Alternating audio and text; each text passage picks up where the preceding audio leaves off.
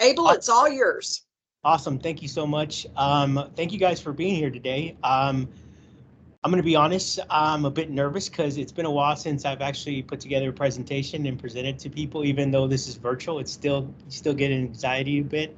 But I am really confident that you guys are going to learn the tools that you need to help with AI and what you are trying to accomplish with your business. Now, there's a lot of information out there, so this technology is moving at such a fast pace that it's impossible to keep up. However, one of the things that is really important to know about AI is that it's not going anywhere. As much as there's pros and cons to it. I totally understand that from a security perspective, but from a business perspective, the amount of things that you could do and implement in your own business is amazing. And I'm going to go through some of those in a few. But one of the things that I like to let me put it to you this way. My staff is probably sick and tired of hearing me talk about AI. But it is because it is so amazing. I have zero knowledge of coding. Okay. I have no understanding of how to use code. I've learned over the years of how I can read it to get the information that I need, but I don't know how to write a single line of code. But everything that I'm about to show you is going to kind of give you that initiative to take this technology and use it for your business and what you're trying to accomplish. One of the things about AI is it is moving at such a fast pace. They kind of think of it as a speeding train. You can either jump on the train or you can sit on the sidelines. But if you sit on the sidelines, by the time you jump on that train, it's going to be so far ahead that it's going to take you a lot longer to actually catch up. But one of the things about this technology is that it can fit any business. It just depends on what you're trying to accomplish, but it can fit any business. You don't have to be a marketing director or a marketing company. Some of the things that I'm going to show you are just going to blow you guys' mind away of what we're able to do. So with that being said, let's take this little journey. All right, give me one quick second. Okay. All right, so a couple of topics that we're going to talk about today is going to be obviously chatbots and prompts, general prompts. Well, what I want to talk about is the different kind of chatbots that are available right now. I also want to talk about the responses or the inputs that you put as prompts into the AI to give you the best output. Now, there's certain things that you have to ask the AI in order for you to get the great output that you're looking for. So we're going to talk about a few of those things and how you can use and implement that when you're asking the AI, because a lot of people tend to ask the AI and they get frustrated very quickly because it's not giving you the information that you need or what you're looking for. The other thing that we're going to discuss is going to be workflows and automation. So how to map that out and how to create an actual automation plan in place. So those two things are really unique in what you're able to do when you combine it with AI. And then finally is how you're going to maximize AI. So I'm going to show and deploy different scenarios. So that being said, let's go ahead and talk about the current chatbots that are available. So the most popular one that's out there is OpenAI or ChatGPT. Google has their own chatbot, which is called Bard. And then Anthropic has their own called Claude. Now, I typically will go between all three of them on any given day, simply because of the fact that if I don't like the output that I got from ChatGPT, I will jump to Bard and see what kind of output it gives me. Same thing with Claude. I'll go into Claude and then I'll ask it something and see what kind of output it gives me. Out of those three, I will kind of take a look at what actually is working for me and what's not working. So if it works, great. And if it doesn't, then I will use, Bard or I'll use Claude. Now, one of the things about these three is that ChatGPT has certain capacity of what the output that it gives you. So it'll max out depending on how much input and output. Bard has the exact same thing. It's a little bit, you have more information that you can put, and it can output more information. Claude, by far, right now, actually gives you the best in input and output. So you can get a lot more information out of it, and you can put a lot of more information into it. However, there are some restraints that you cannot use between these two that you can definitely use with ChatGPT. Okay, so a couple of features with ChatGPT, and one of the things I'm going to talk about strictly just ChatGPT for this particular presentation, but a couple of features about ChatGPT. So if any of you have used ChatGPT, you probably noticed that you've got two different versions. You have the 3.5 and then the 4, which each of these actually, this one is faster, but it doesn't really give you the information and a lot of the output that you're looking for. This one, however, which is 4, will give you a lot more information. You can put a lot more in there and it'll give you a lot more information out. This one's just a lot faster.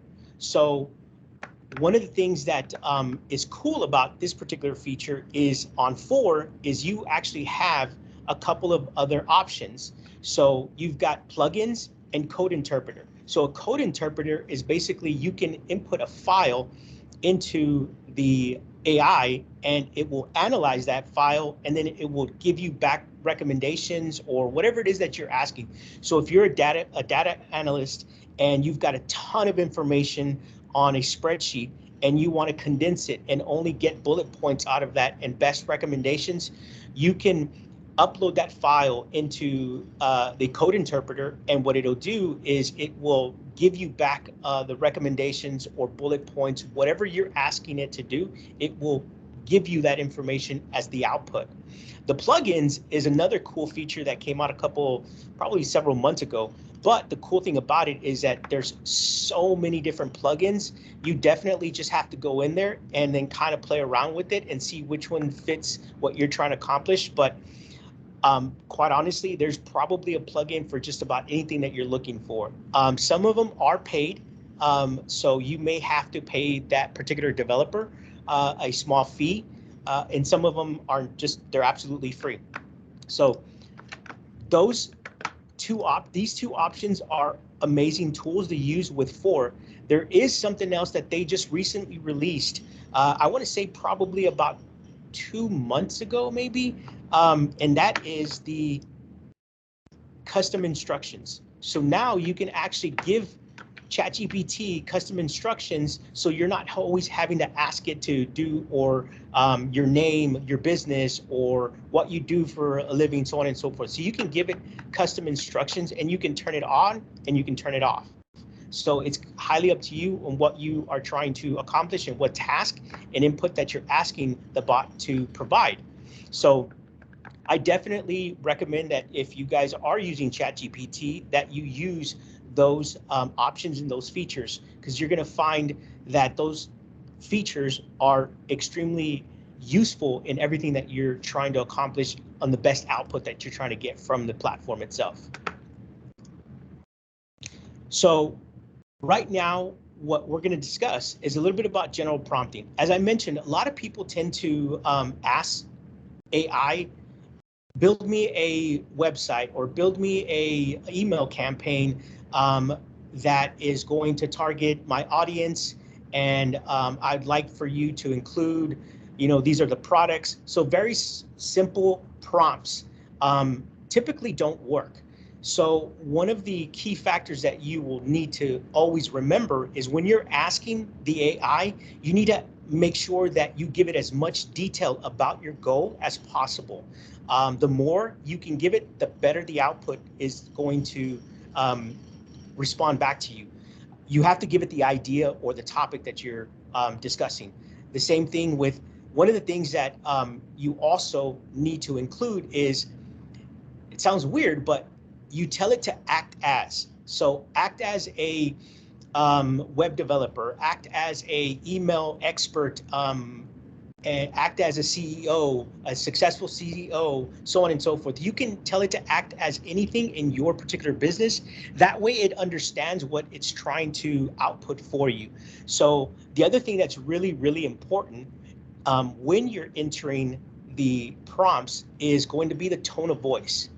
Now, the tone of voice is basically, as you're asking it certain questions, you need to make sure that you tell it that to use this tone of voice. So the tone of voice, be persuasive in the email, be professional, be edgy.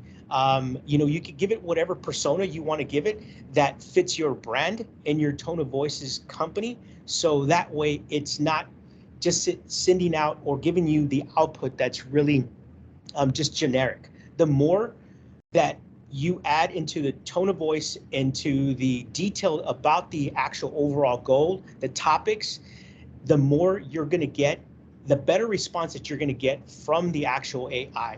So I'm going to show you what that looks like.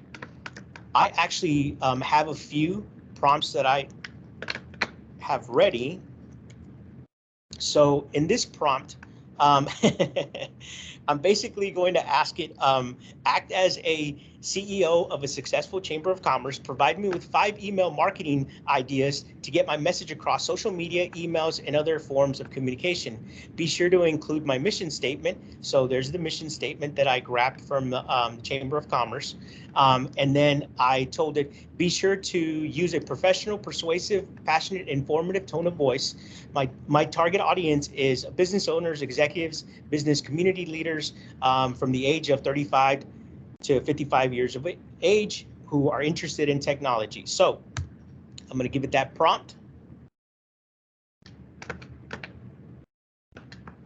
And now it's going to start giving me some ideas.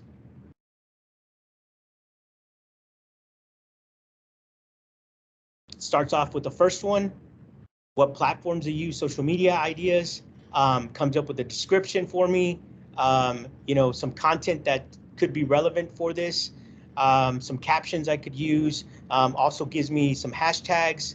Now it goes into the email newsletter. Then it tells me, you know, description, the content I should use. Then it goes into a web series. The next idea is LinkedIn ideas, and then a digital brochure. Now this is a very basic prompt. It's great, but we can make it better. Okay, so one of the things that we're going to do right now is we're going to do this is we're going to use a plugin. So we're going to take the exact same content that we have,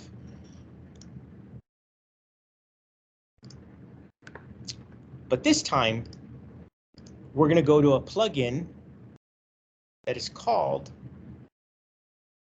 Web Pilot.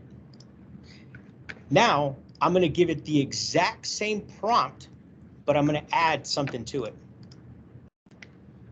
So now I gave it the exact same prompt. The only difference is now I'm asking it to use this website, which is the Chamber's website, as it creates the ideas.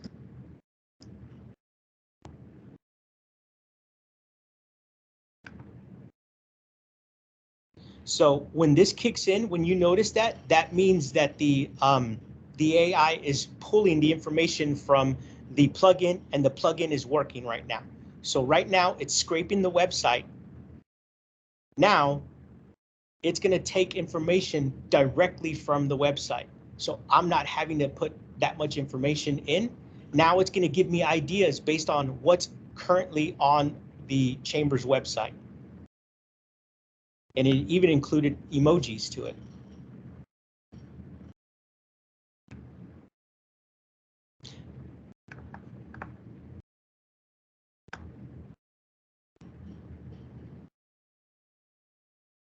So those using plugins, again, you guys could definitely use plugins for just about anything out there. There's a ton of different plugins. There's hundreds of them. This is just one that I wanted to kind of just preview to show you guys that what it can do. You could actually go to a competitor's and you could have it scrape their website and you could ask it to analyze it for you. You could tell it to, let's say there's a very popular competitor that is running SEO, or they've got great content and you want to kind of take some of that strategy and put it in place. You could ask the AI to take that information and come up with a plan for you. And this is really amazing stuff, because a lot of this would probably take anyone months to try to, or weeks to try to get something together to come up with a plan. Now the AI will immediately give you the information pretty quickly. There's one thing I wanted to do though.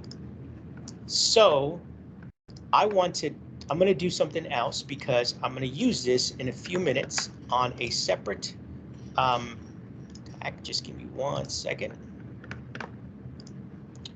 So I'm giving it this exact same prompt, but this time I'm going to ask it for 5 blog ideas, okay?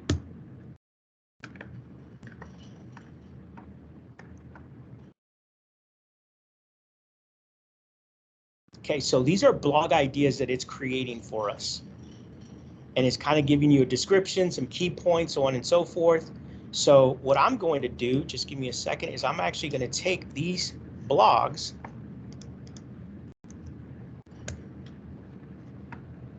I hope I'm putting in the right one. Yeah, okay. All right, so that's 1, 2,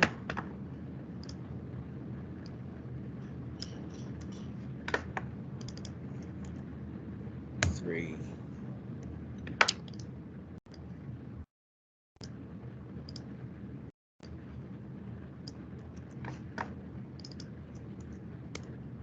I figured a demo would be much better for everyone to understand how to use this than me just talking about it and showing slides. All right, so I got those blogs.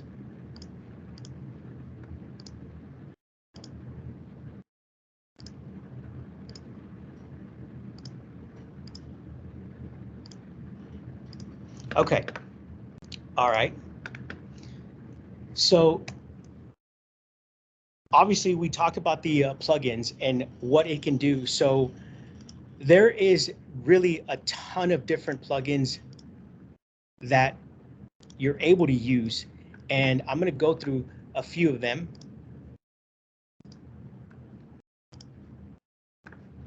So there's plugins. You can literally search by, let's say, PDF file.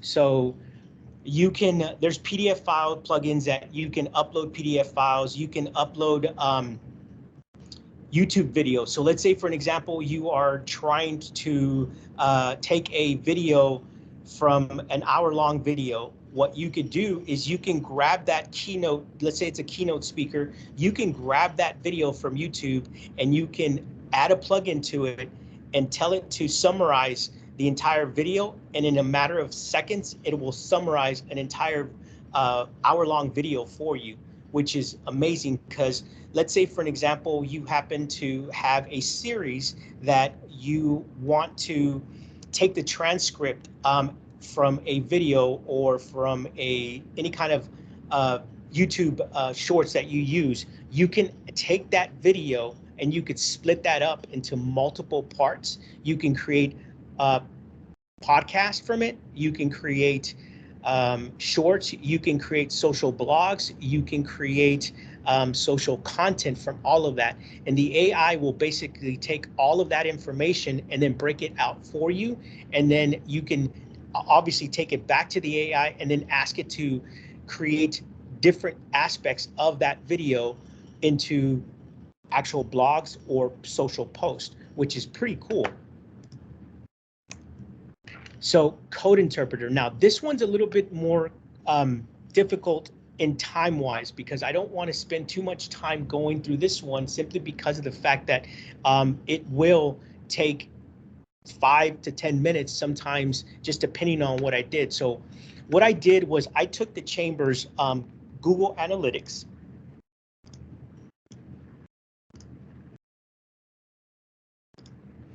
and I added the CSV file into the code interpreter. And then I basically asked it to give me a breakdown.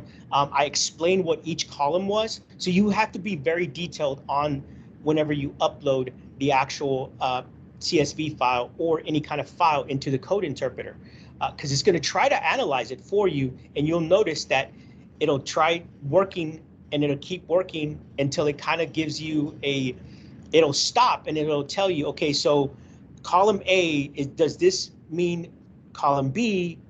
Does this mean XYZ? Column C, does this mean? So it'll try to analyze it for you, but you just got to keep feeding it and giving it more information. And then at the end, it will finally give you the output that you're looking for, and then it'll break everything down. So basically on this one, all I did was just give me an overview and some suggestions on how I can increase the engagement time on my website is basically what I told it to do. And it went through a couple of series back and forth with me and asking me certain questions. What does this mean? I just basically explained to it what I wanted that particular column, what that was for. I told it to ignore certain things, so on and so forth. And then finally, when it was all said and done, it gave me the output that I was looking for, and even made the suggestions on what I can do to improve the overall site engagement. Now, you can use this for any kind of, let's say, for data analysis, let's say for even now, this could obviously be a bit of a security issue, but I would not upload any financial information onto this platform from a security perspective, because it is recording and learning off of your history and what you put into it. So be very careful what you put into the code interpreter. If it's stuff that you're not really too concerned about, then definitely go ahead and use that. But one thing I will tell you is that it does have a feature where you can stop any of the conversations. So you can clear the chat and you can turn it off where it doesn't learn from the history and the training. So you can turn it off. It'll clear all your history, but it's still there. You have that option. So if you're scared of privacy and you don't want the AI to basically learn from anything, you just want to use it very quickly, you can definitely turn this off if you're concerned about privacy.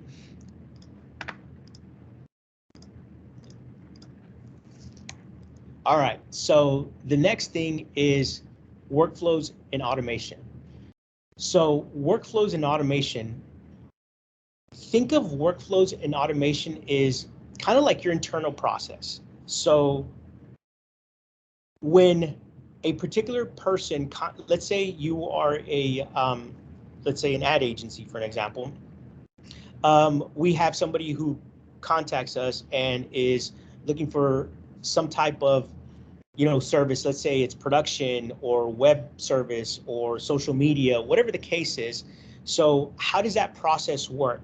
Well, for us, the contact would come in to our CRM, and then from there, it would follow several different scenarios, and it would add it to a opportunity. Then from there, it would create a entire workflow that will start to automate, and then it will also personalize that specific message. So this is what it would do. So this would be an entire workflow. So the contact is entered into our CRM. From there, depending on the service that they're looking for, it's going to create an opportunity. It'll send a compliance text first out to make sure that, obviously now, I think as of September 1st, every text message campaigns have to have a compliance. If not, your text messages won't go out if you're sending them for marketing purposes. And this is a US law that passed. So everyone has to be in compliance. So the compliance first goes out, and then from there, the contact would end up getting a personalized message about web service, about social media, search, automation, so on and so forth. Then it'll wait 5 minutes, and then it's going to send an email thanking them, so on and so forth. And then the next step is it'll assign it to our sales representative. But one of the things is unique is that each one of these, depending on the category that they chose when they selected to reach for us to reach out to them, it'll send out a series of messages. Now, you can also continue to add more to this particular. So if I wanted to add them to another campaign, let's say I wanted to add them to a newsletter or something else, all of this will run through an AI. So we can personalize it based off of what they're asking. So if they start asking questions about a specific service or product, and we know that this is what the parameters are for the AI to output the information, it will create the output into an email format, and it'll send it out back to the client. So the email automatically gets sent back to the client, and we're able to now have a conversation with them. And our team is actually going to be seeing the entire thread of that conversation with that specific client. It'll also go a step further where if they text to us, the AI will pick up the text and it will start to customize based on what we gave it. It'll start to respond back to the customer. It's super cool how that works. There's even a way for us to make an actual phone call. So making a phone call, you have somebody who contacts you after 5 o'clock, and let's say it goes into an answering service. Well, instead of it going to an answering service, let's say they say, hey, well, I need somebody to contact me. I really am interested in, such and such product or service. The AI picks up on what it's asking, and then what it will do is it will create an automation where it will wait, depending on what you gave it, let's say 2 minutes or a minute, and it will contact back the customer, and it'll have a full-blown conversation with the customer. It's super cool how that works. It's kind of scary, but it's pretty cool how that works. So that's workflows and automation, and how all of that comes into play is it's going to work. If you're able to integrate it with AI, it will give you the capability to be able to streamline a lot of this process, a lot of the tedious tasks that your team has to go in and answer or write an email or respond to an email or text or send out a brochure or any kind of marketing material. This will automatically do all of this for you. It just depends on what you're trying to accomplish. So the clearer that you can communicate on a piece of paper what your steps are, it will help you understand how you're going to deploy the workflow and the automation. Now, I know that, because we've been in business for, 5, 10, 20 years, whatever the case is, a lot of times you think that you understand what that workflow looks like, but when you start putting it down on paper, you're going to start to realize that there's certain steps that you might have missed. And as you're putting that into the automation process of using AI, it will help streamline a lot of your overall task, and it will help your team work on what's more important. Quality of product, the things that are important to your business and your customers, that gives them more focus to focus on that instead of these small little tasks that can be handled by an AI. All right, so the next thing that I want to talk about is maximizing AI. So as I mentioned, the workflows are cool. Everything, all of that automation is amazing, but when you start really putting together how AI can work for you, you can create amazing workflows, automations. There's a ton of things that you can create with it, and it's blown me away for the last several months as to what we're able to accomplish with this. So I'm going to show you kind of a streamlined workflow.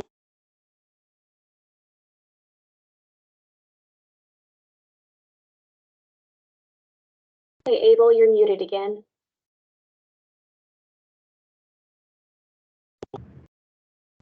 Okay, so I guess I don't know where I left off then if I got muted. But anyways, all right, so this is a workflow that we currently use and that we have and we deploy. So the way this works is for our team, what we do is we still sit down and we come up with a plan for our clients. We talk about, the strategy, keywords, what is it that we're going to do for them? What are they trying to accomplish? What's the KPI? So when the KPI we have the strategy plan in place, and then our team says, okay, this is what we're going to do. This is what we're going to put in place. So basically what our team would do is we would put it into our project management platform. And then from there, we're going to tell it that, all right, so these are the ideas. Now from here, what I'm going to do is now I'm ready to go ahead and have AI write these blogs or write this. In this case, it's a blog. So I'm going to have it write these blogs out for me right now. So, all right, once our team changes the status of the production of what we're going to do, it immediately deploys that content and that idea over to a blog title, and then it goes to a blog intro, the body, then it sends it to a Google Doc. Then from there, it sends it back to our platform, and it tells our team that the blog is ready. Then from there, it creates another task that is going to have our team start working on the creative aspect of that blog. And then it's going to send it back to the project management telling it's changed the status. So now what you need to do is you need to start to work on the creative because it's not perfect.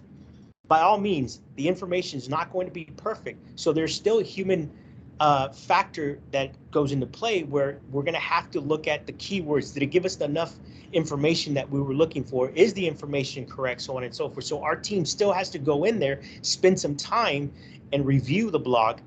Once that's done, it takes it back into the AI and it formats it into an HTML file that will be recognized by our WordPress site. Then once it's issued or published, well, let me rephrase it, it goes into a draft. Once it's in a draft, it goes back to our project management platform and it tells us that, hey, the blog is ready for you guys to review or to post it or to change it or modify it. Then what our team does is they go into that same Google Doc and they start to analyze it and they make recommendations, they change it, they add certain keywords, whatever the case is, and then it sends it back to the formatter. From the formatter, it goes back into the WordPress site, and the end result is this. So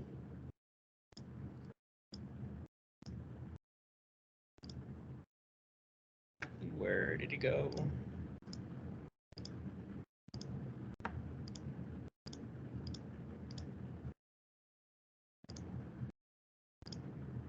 All right, so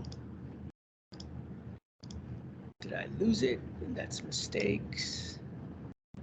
All right, so you remember these 5 blogs? So this is what I asked you for 5 blogs, right? So I took those headlines right there, and as we were having the conversation, it created the blogs for me. That's 1.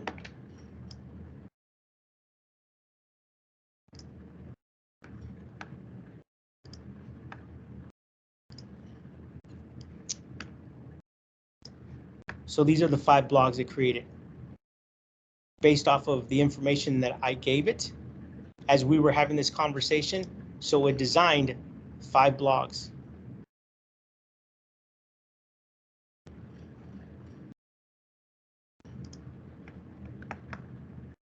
And this is a game changer, guys.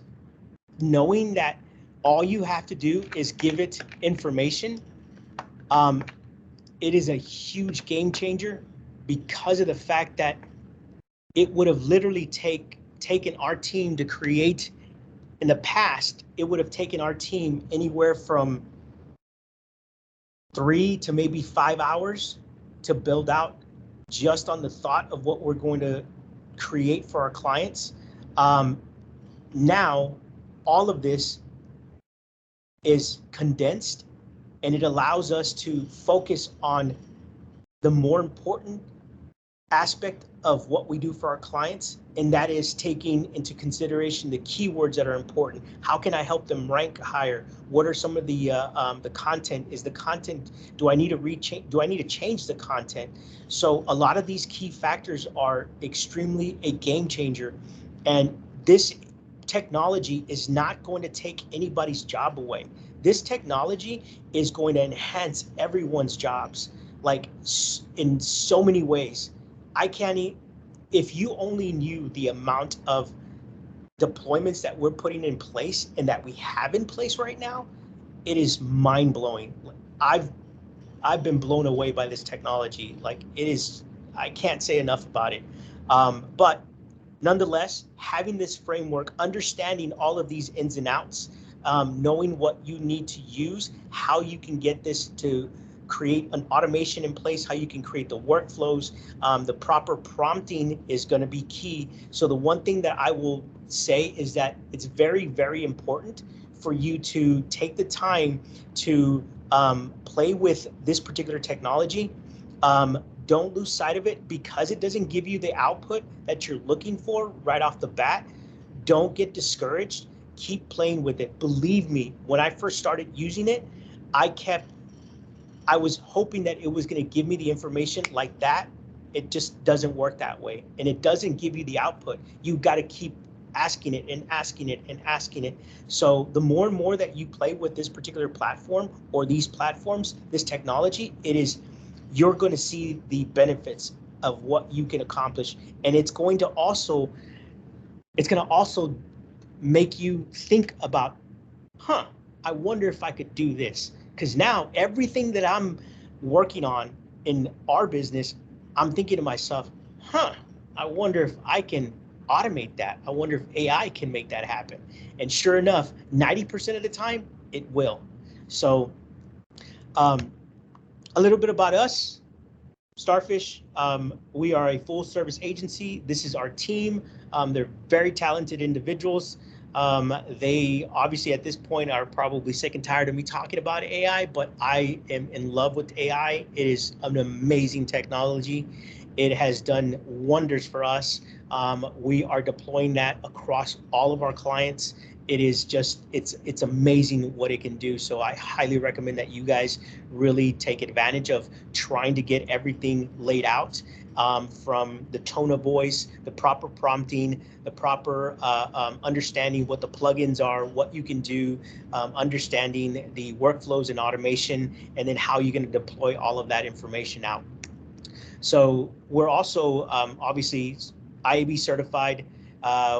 These are our certifications that we've got. So these certifications are extremely important to us. Our team is constantly learning new things. We're constantly growing.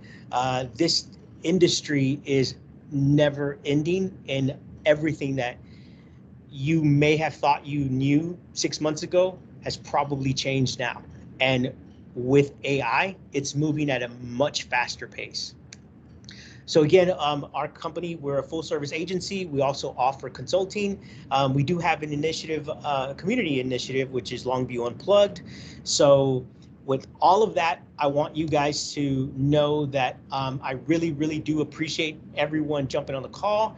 And I hope you guys were able to get a little bit of information and understand how you can deploy and use proper prompting, how you can get the best output.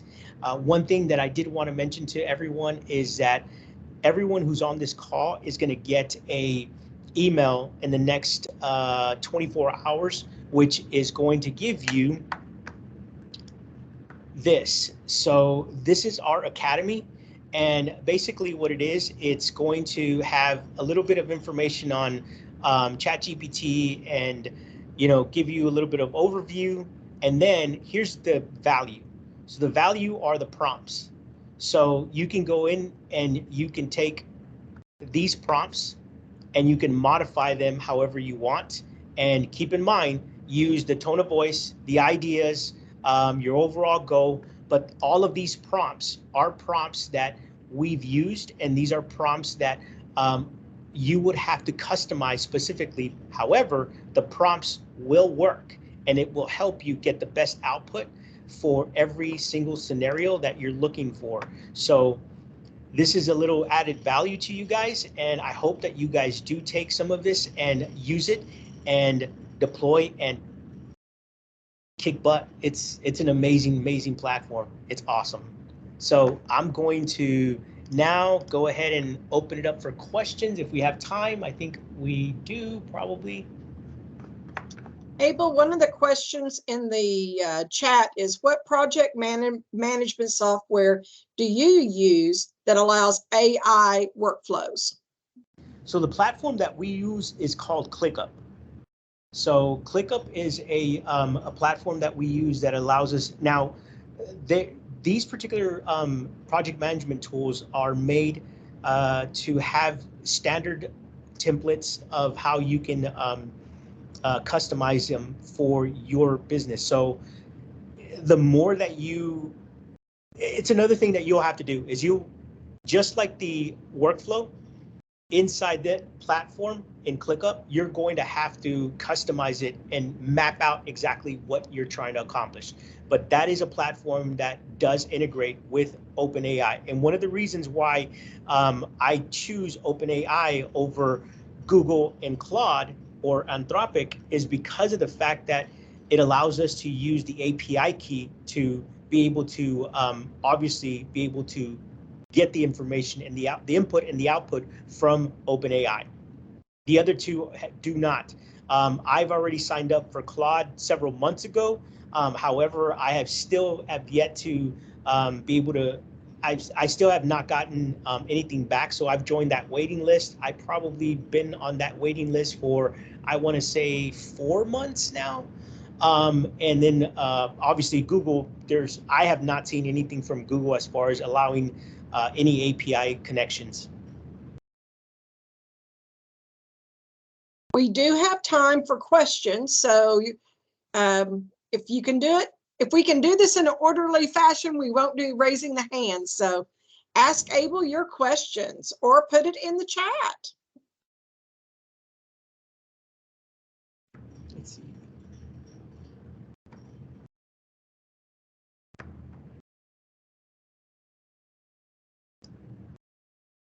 No questions? What?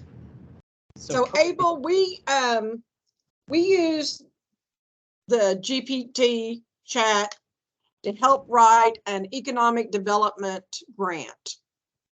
And so one of the things you taught me, you just kept telling me, keep going back and clarify what you're looking for.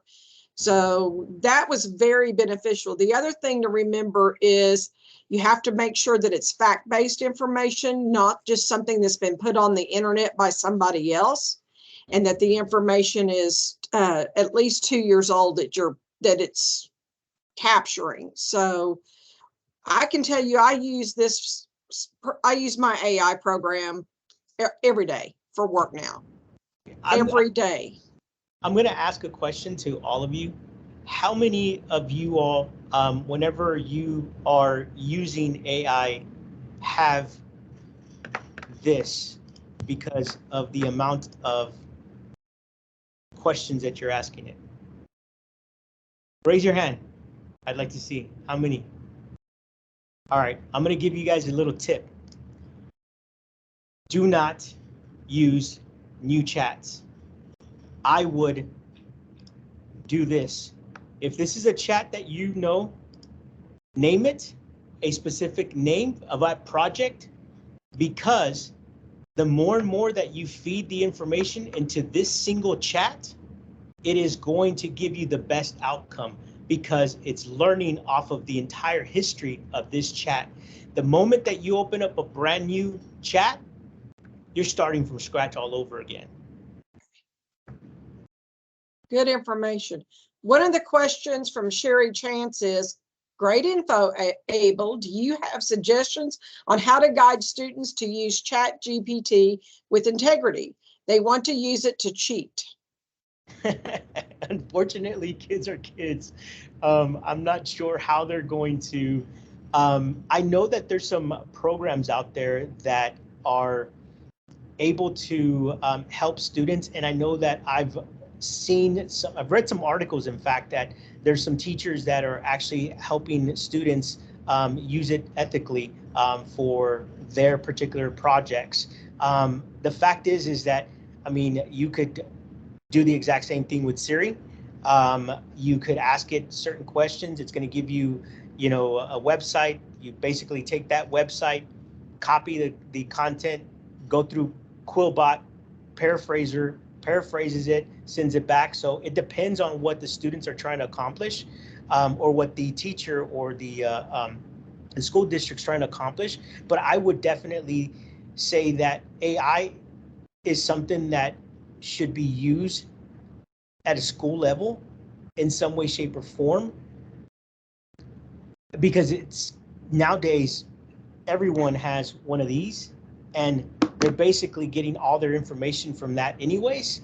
So I think this is something that schools need to kind of understand how they're going to deploy this and allow students to use it in some way that is going to not only enhance what they're trying to create as the output, but how is it going to enhance the student's life and their education.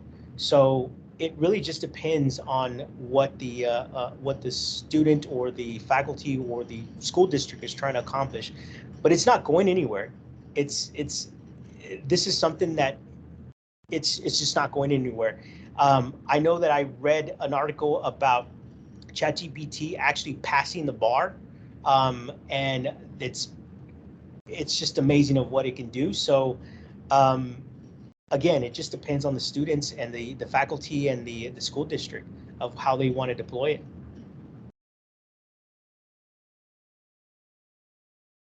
Any other questions for Abel? We've got a little bit of time. Don't be bashful.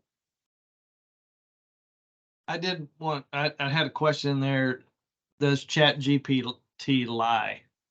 Absolutely. I think that's important for folks to realize that. Absolutely, it does. That's the reason why you actually have to fact check it, and don't copy and paste what it gives you.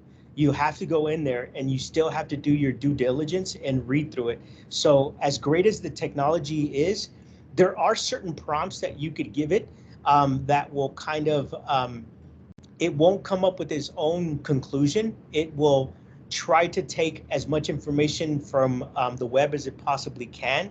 But again, you're still going to have to read through the information and fact check it, because it will lie. I've had that happen multiple times.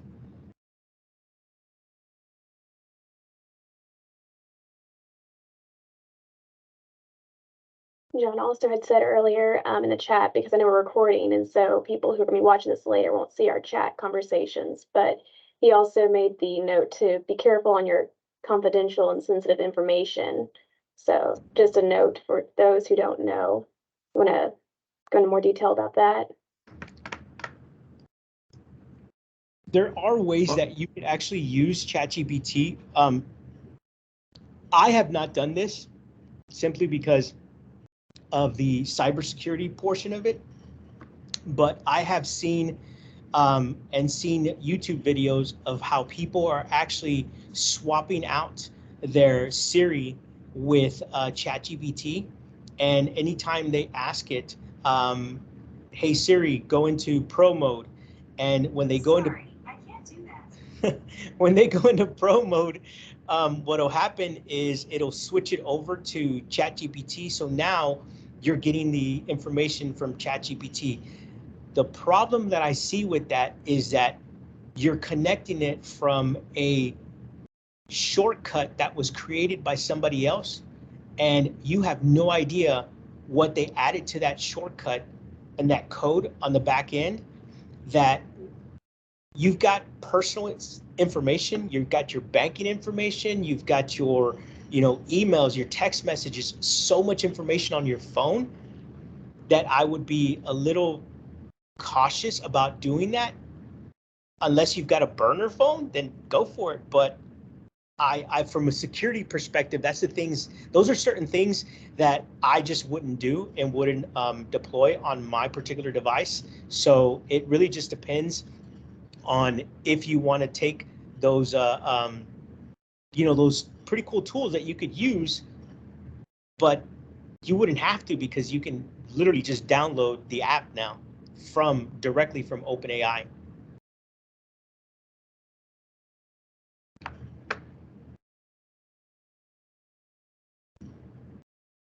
Okay, we have time for one or two more questions if you have them. Does anybody have any questions in regards to prompting, proper prompting? No? I think mine, Abel, really ties back to what are the best plugins that companies can use? So it depends on your industry. Like for us, we have multiple plugins that we use. I showed you one, which was the Web Pilot, the PDF file. There's another one that you can take a YouTube video, and what it will do is it'll transcribe the entire YouTube video into summary. It'll transcribe the entire YouTube video, and then it will create a summary for you. And then from there, what you could do is you could essentially run it back through the AI and then tell it based off of that summary that it gave you to create the ideas. So there's over hundreds of plugins. It really just depends on what you're trying to accomplish, or it depends on what you're trying to accomplish from the output itself. So you'd have to give me a scenario and I could probably give you an idea of what kind of plugin that you would use. But quite honestly, if you go into the actual plugins themselves, you're going to see, by the way, these plugins are only on the paid version of ChatGPT. This is not on the free version. So you would have to have the paid version in order to be able to access what I just showed you. The code interpreter, the plugins. I think the custom information is already free, but the plugins for sure you'd have to purchase it. And including if you want to implement ChatGPT or OpenAI, if you want to implement any of those into your own platforms that you're currently using for project management or for any other type of platforms, you would have to have the paid version in order for you to generate the API key to be able to use it. And so that way they're talking to each other. But like I said, there's hundreds and hundreds of these. So it really just depends on what you're trying to accomplish. And you can find some that are to help you to come up with a meal plan, to come up with a plan for exercise, analytics. I mean, the list goes on and on. There's so many. What just happened? Which one do you use for YouTube, Abel? I actually use a different one. It's not on ChatGPT, but I will show you. Give me 1 second.